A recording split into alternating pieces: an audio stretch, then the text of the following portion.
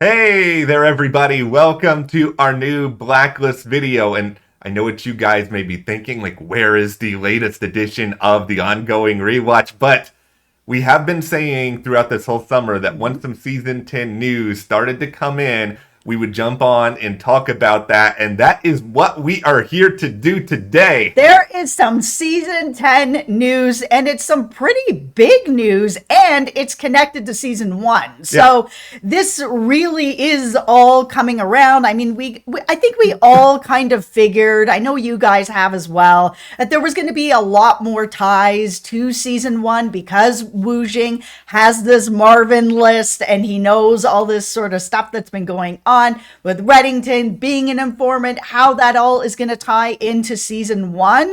Now we have some answers that there is going to be a tie-in, and it's going to be tied into Meera, who I personally really loved and wish that she had lasted a little bit longer, but we're going to get into all that.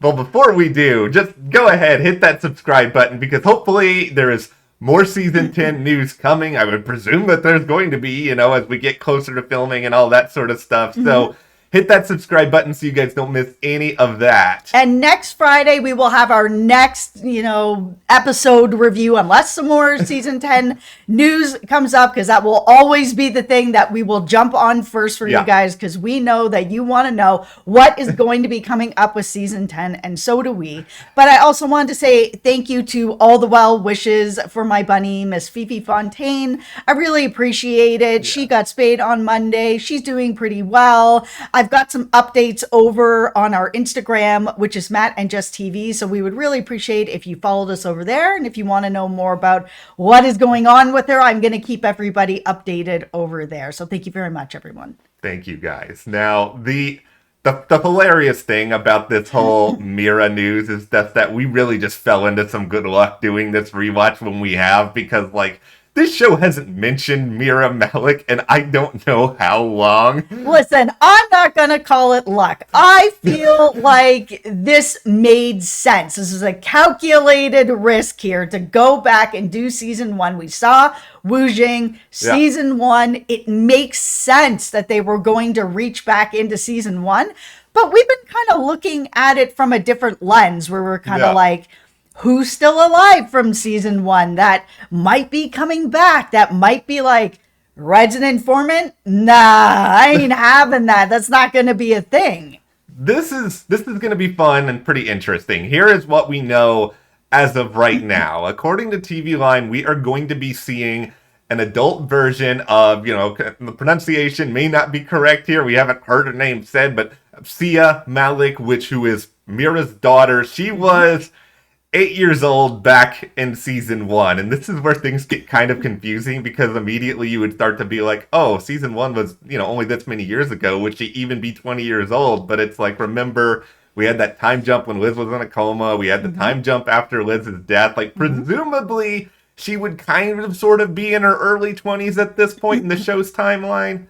Listen, the show will do as they please with this. I mean, when we first sort of met up with Liz and the fire and all that stuff, and she was like, I was 14. And all of a sudden she's, later on she's not. She's like really, really young. And I think that the show knows that we'll all be out there being like, let's do the math. Yeah. How old could she be now, kind of thing. And they may bring her in sort of early 20s, really brand new, a prodigy kind of thing, that, she'd be a little bit young, maybe, to be working where she's going to be working. It seems like she's going to be working with MI6. Yeah. So, I mean, it's all possible. I mean, it's TV. We all have to suspend a little bit of disbelief here.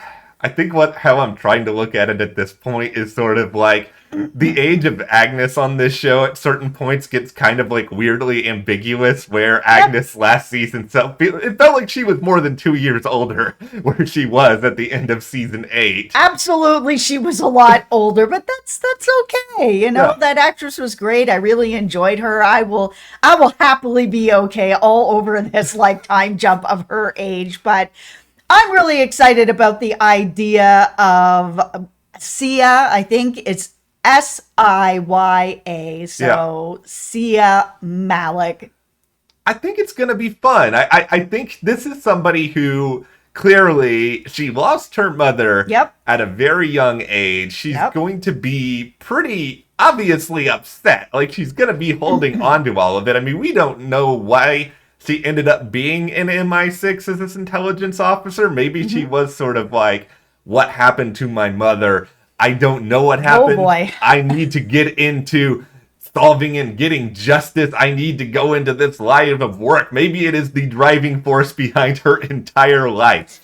So it could very well mirror Liz and what she was going through, which was answers about her family, her parents, her mom, her dad, what happened, sort of all these answers about her life. And then we have Siya, who's going to come in, who was, about 8 years old when all this happened. She lost her mom, and I'm sure she got some answers. Maybe it was like, oh yeah, your mom, got killed on the job kind of thing. And she'd be like, okay, I guess it's an answer. And it is. It's enough of an answer. But I'm kind of wondering if maybe working with MI6 that there was just a little bit more that popped up on her desk or just through talking or whatever, where it's like, oh, it was a little more complicated possibly than that. And I need answers. And we've all been here before on this show of a young agent that needs answers about her mom.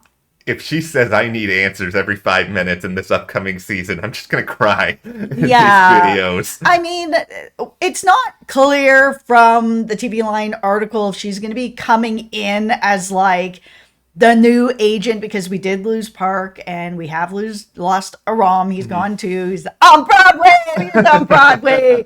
But I mean, they're going to need to bring in someone else on the task force. There's like really nobody left.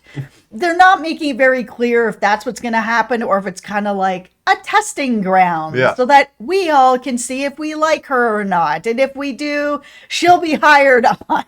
Yeah, I could see something like she's sort of working in collaboration with the task force for like 4 or 5 episodes early on. Maybe she shows up like offering her help with this ulterior motive sort of behind the scenes, like where I kind of wonder about some things here is that, Meera was killed by one of Berlin's men, and Berlin is dead. So it's just also like, I don't know where the justice for her is going to come through a lot of that. I don't know if this is just going to evolve into a situation where, she finds out the full extent of the Reddington task force agreement, and it's just sort of like, my mother was collateral damage in everything that was going on because you wanted to work with this criminal mastermind who has done all of these terrible things. How could you? Like, is that where we're going? I really hope not. And that's as someone who loves a good revenge story. I really love a good revenge story. You guys have been here for a while with me.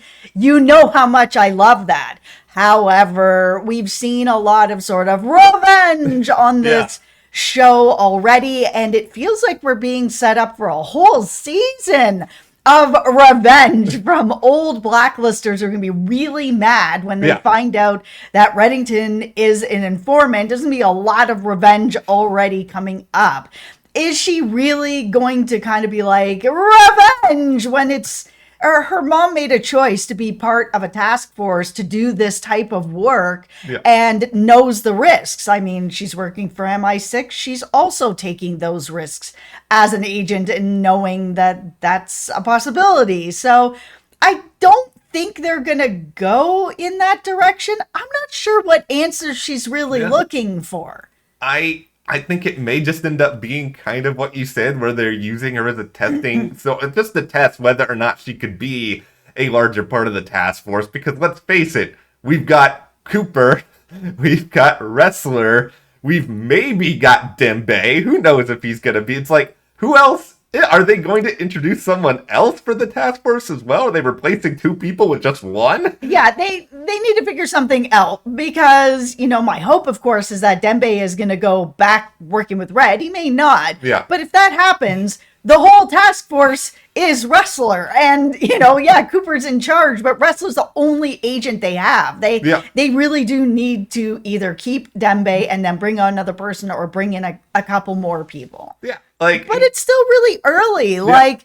even with this article over in TV Line, they were like, NBC, has no comment. I'm like, oh, okay. So clearly this information wasn't necessarily supposed to get out, but they have it, as an exclusive that this is happening. But NBC is just like, no, I'm not going to comment on that. You're not going to get any information out of me. Move on. Just give us the information then whenever you cast this person. Like, at least let us know who is playing. Like, what's the point of secrecy at that point? Yeah, there's no casting on this person yet. Well, fingers crossed we get a little bit more on that in the near future. Maybe you guys announce something else out, promote Panda Baker. I kind of want Panda Baker to be promoted. I'm just saying, okay, well, go ahead, hit that subscribe button. Of course, Blacklist rewatch videos, very much on the way. We don't want you guys to miss that or any of our news. And we will see you here next time.